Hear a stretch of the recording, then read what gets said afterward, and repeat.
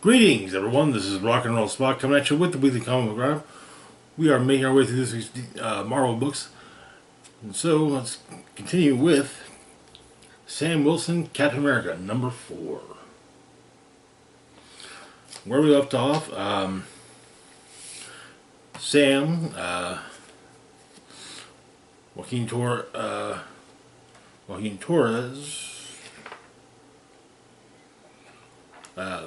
the Falcon, new Falcon, Shadow Soldier, Josiah X, as well as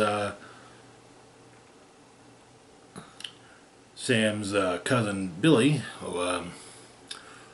were taking on the Eagle Star Corporation from one of their airborne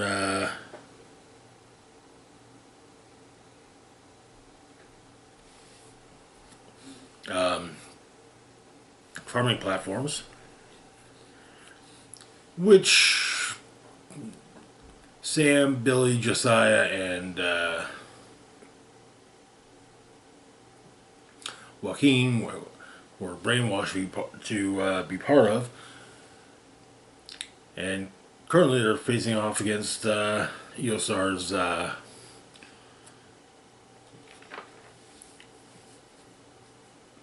War Angels, genetically modified flying soldiers. So the issue opens with Patriot, like Eli Bradley, Elijah Bradley, 2 weeks ago at Central Park. Apparently he's waiting for Josiah, who's basically his uncle, to meet him for a game of chess. Then a week later, he didn't show up. And so, Josiah calls up, suits up, and then calls up Wiccan from his fellow Young Avenger to teleport him to Josiah's location. And so, Patriot finds himself, well, right in the thick of the battle with Captain America, his uncle Josiah, as well as the Falcon, and, well, Billy. And so,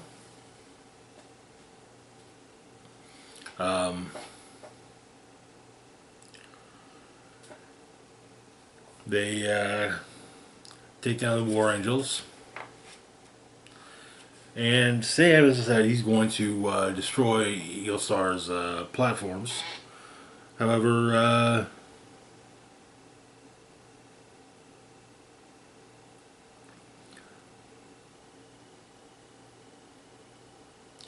there's some debate,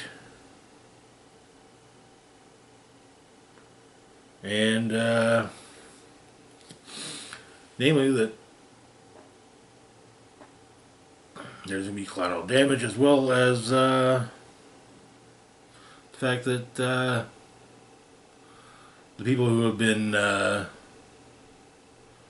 who are farming the land on the rural platforms, the airborne platforms, are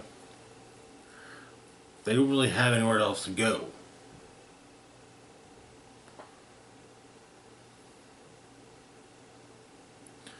And it seems like Sam Wilson, a social worker, has decided to go straight to punishment rather than care.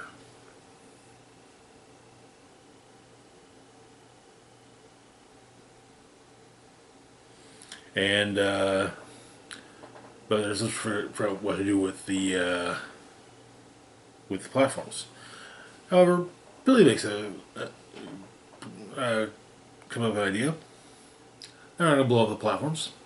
They're going to steal them. And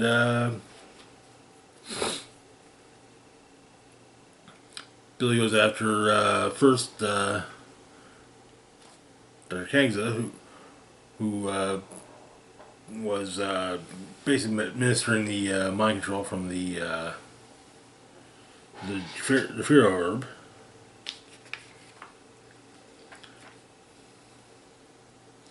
And Josiah reveals that he has connection to the Dark Force and is able to utilize Dark Force energy for brief periods of time, though. Then General Maverick gets brought up to Dr. Kang's lab and is told about what's been done to his implant to control the Red Hulk transformations has been linked with Jafiro herb, which has been mind controlled. However, that the capsule is removed, and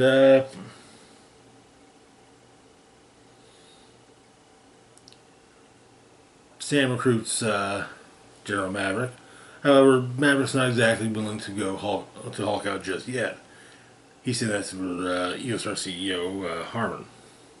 And everything was good with it. But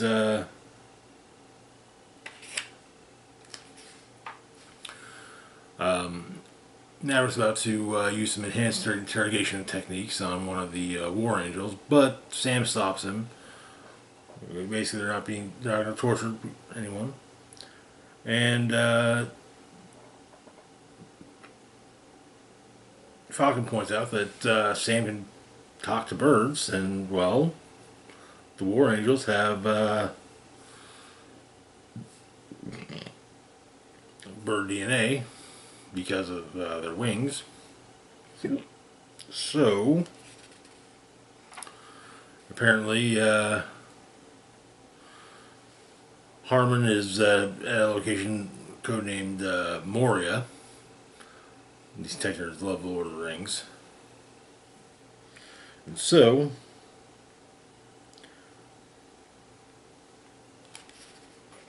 everyone heads to the Moria. And when they arrive, General Maverick is taken prisoner, and Harmon decides that they're going to hasten the civilizational collapse that the math suggests is going to happen.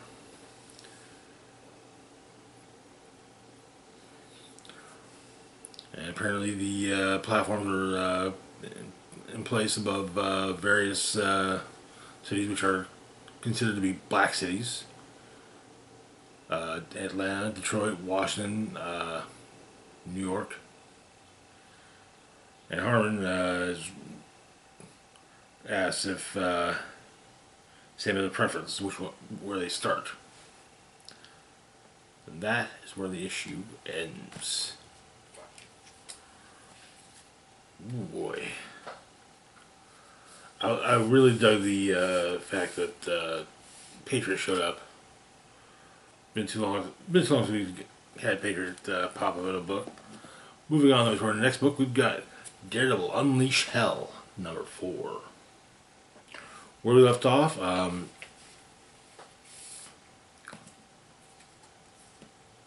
Elektra and Muse had killed each other. Well, Muse's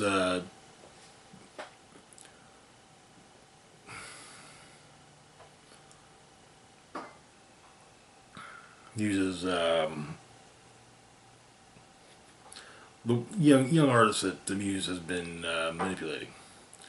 They both killed each other, and they went to hell. Elektra was faced with Hell-Electra, and Ghostwriter was on his way, had recently arrived at the scene. And so the issue opens with Elektra facing off against Elektra. I know, really creative name. But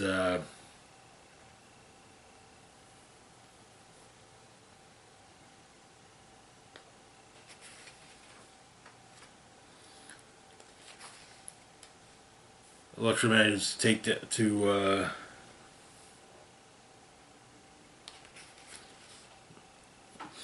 fights against Elektra and Elektra fight one another while Muse and his protege potentially begin to work on their art. But what was her name? Morgan, the protege. She's having second thoughts, because they're in hell. But in Hell's Kitchen,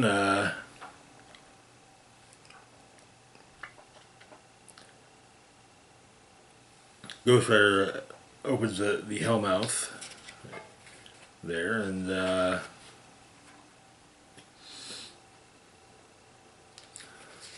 to potentially save Daredevil.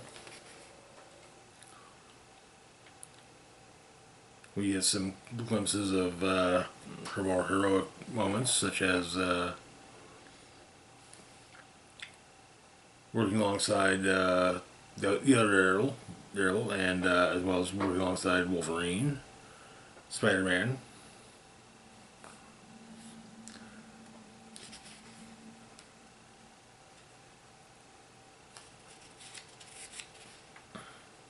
But Elektra suggests that maybe her and Elektra should become one, but Ghost Rider pops in, advising her not to do so, and Elektra summons some friends. A demon resembling Bullseye, a demon resembling Matt, and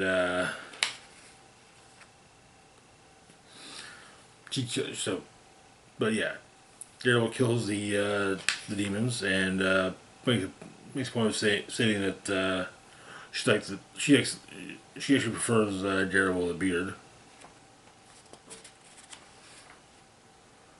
However, Muse and Morgan have had a disagreement, and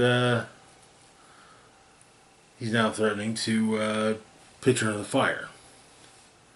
And that is where the issue ends.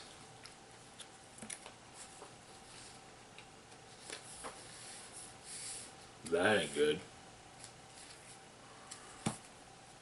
And yeah, I do admit the Elektra name. I'm fairly certain that the point of it was to be not good. And the whole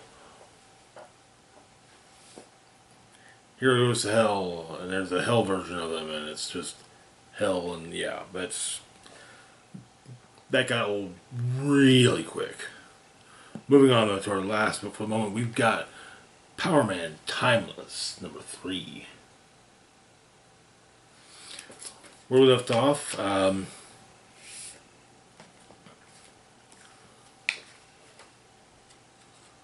Aeon had after attempting to destroy the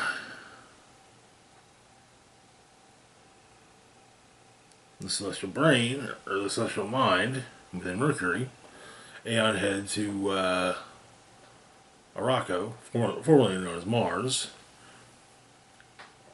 and, well, decided to go after Apocalypse and the rest of Araco.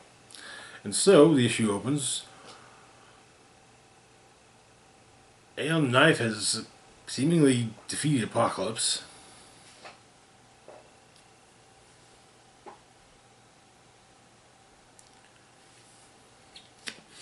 The Celestial Mind states that tells Eversight that Power Man is her enemy, and there's nothing more to know.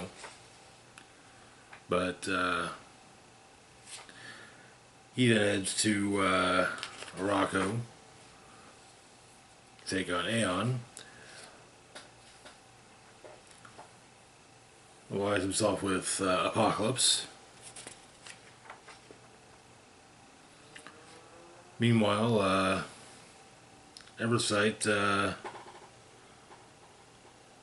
discovers something in the Celestial Mind.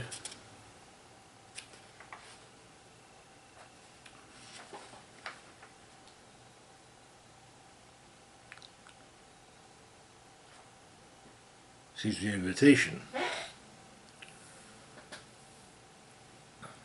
And she has takes control of the system. Well, basically the celestial nervous system, I guess. But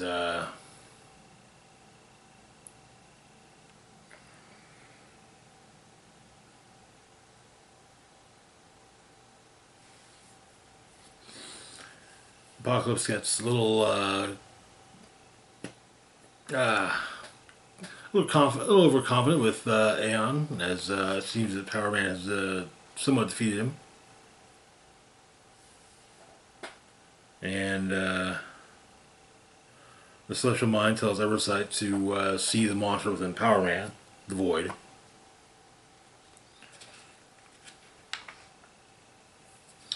And Power Man unleashes the Void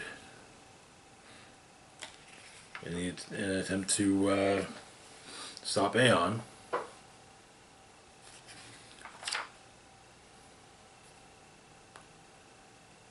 And Apocalypse has once been somewhat defeated. And apparently the Celestial Mind is attempting to override Eversight's mind, or and it's nearly done. And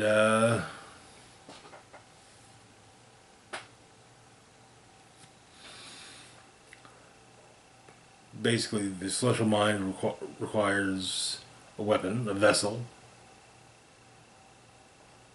It says there's no difference between the dark and the light. For the system to survive, Power Man must die. And that is where the issue ends.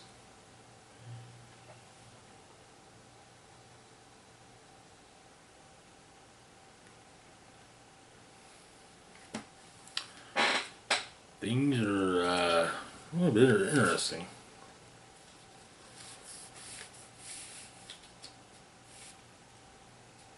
Yeah, Apocalypse did that handed to him basically twice in a single issue. But anyways, that's it for now. As always, feel free to like, share, and subscribe.